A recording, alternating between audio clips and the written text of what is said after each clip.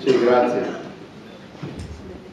Devi sapere, Roberto, che io sto signore qua, Kojak, me lo sono ritrovato a Montalcino da ministro, mi ha aspettato con la bandiera della Padania a Montalcino, un grande importante.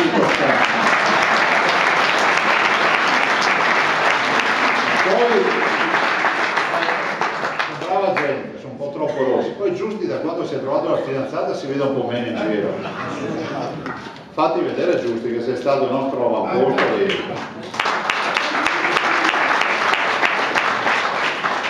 Allora io veramente innanzitutto un ringraziamento al segretario federale, so quanto ci ha tenuto e la dimostrazione che sia qua, e poi sapete la contabilità degli incontri la facciamo anche noi, no? Quanta gente c'è, partire da Milano, lui un paio d'ore fa, anzi dovremmo dire 3 ore e mezza fa, perché qui da me la gente mi fa sempre il conto della mia velocità, anche quando ho beccato l'uccello ho dovuto dire andavo a 129 all'ora. Lui era a Milano e l'ho sentito stamattina e ho detto sarò lì oggi, quindi grazie di cuore per essere qui.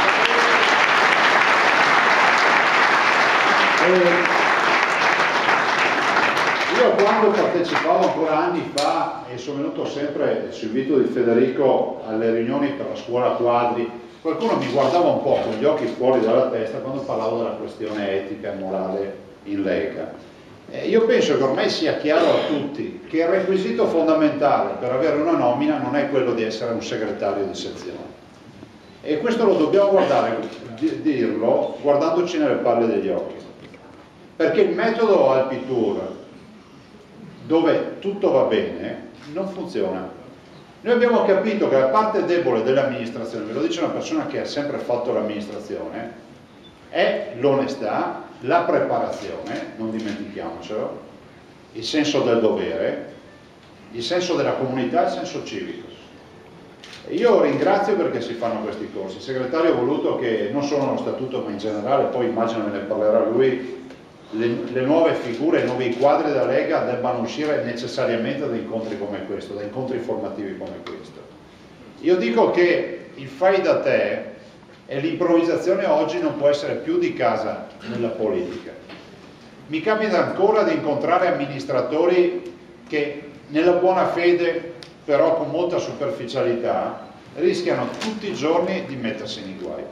Il che non significa essere disonesti, significa offrire il fianco alle polemiche, significa offrire il fianco anche magari a qualcuno che vuole andare a vedere dentro poi negli atti e nei fatti amministrativi. Cercate di acquisire una mentalità che deve essere chiara, non occupatevi, lasciatemelo dire, io lo dico sempre anche ai miei assessori, non occupatevi delle vicende che non conoscete, ad esempio tutti gli aspetti giuridici della pubblica amministrazione e delle società. Abbiamo il codice civile, abbiamo tutta una serie di leggi che regolamentano l'attività del sindaco, degli amministratori, dei rappresentanti della società, l'amministratore delegato, l'assemblea dei soci, il consiglio di amministrazione, il consiglio delegato. Ecco, non occupatevi e non date facili letture a queste cose. Nelle amministrazioni ci sono le persone titolate a farlo. Io spesso trovo che l'errore più grande che si fa è quello di voler fare anche la parte giuridica sugli atti amministrativi ed è quello che frega sempre gli amministratori. Ognuno si occupi di quello che sa. Le amministrazioni sono organizzate perché sia così. Abbandonate la superficialità nell'affrontare l'amministrazione. Siate pignoli, ordinati e organizzati. Dovete credere al lavoro di squadra, il che significa che, come diciamo sempre, da soli si fa prima, assieme si fa molta più strada. È fondamentale perché il cittadino riesca a leggere la pulizia nell'azione amministrativa.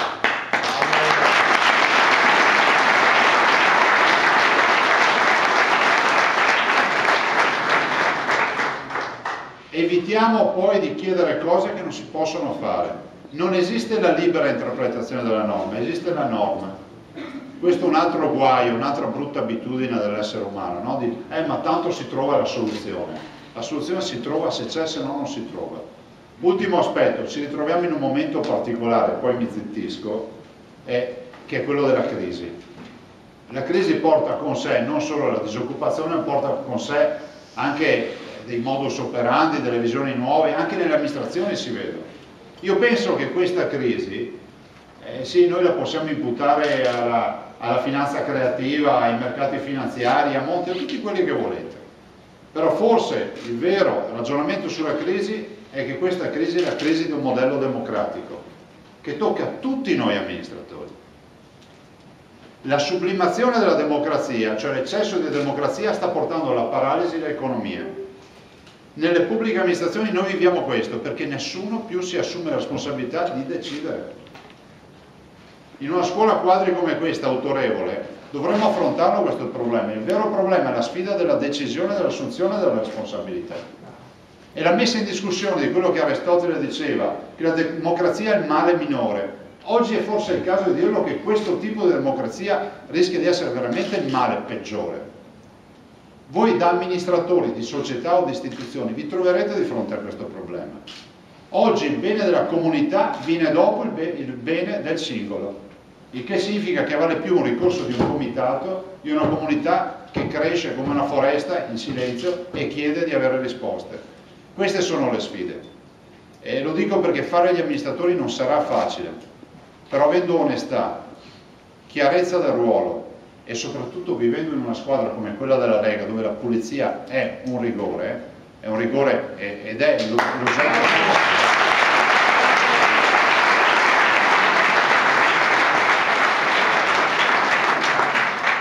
Possiamo farcela. Dall'altra parte abbiamo il cittadino che ha molte aspettative, che spesso usa la pancia e quindi ascolta la piazza, e il ruolo di accompagnarlo verso l'amministrazione, che è quella seria, che è quella, guardate, veramente ho finito, è in mezzo sfogo, e siamo tutti perseguitati dalla pagina del Corriere, non ce l'abbiamo col Corriere, C'è qualcuno che ha comprato la pubblicità, il Corriere ha scritto, parlando di De Gasperi, il politico pensa alle prossime elezioni, lo statista alle prossime generazioni. Bene, la cultura personale dei cittadini italiani si ferma qui.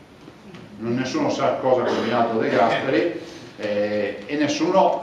allora io dico, noi abbiamo ben chiaro cosa vuol dire essere statisti, però questo Paese, se si ritrova con 2.000 miliardi di debito pubblico, lo deve anche al fatto che le azioni di demagogia spesso sono state alimentate da chi voleva comunque sempre sentirsi dire di sì. Vi troverete come amministratori di fronte ai cittadini che se gli dite di sì diranno che era un loro diritto, se gli dite di no diranno che non capivate nulla. Grazie.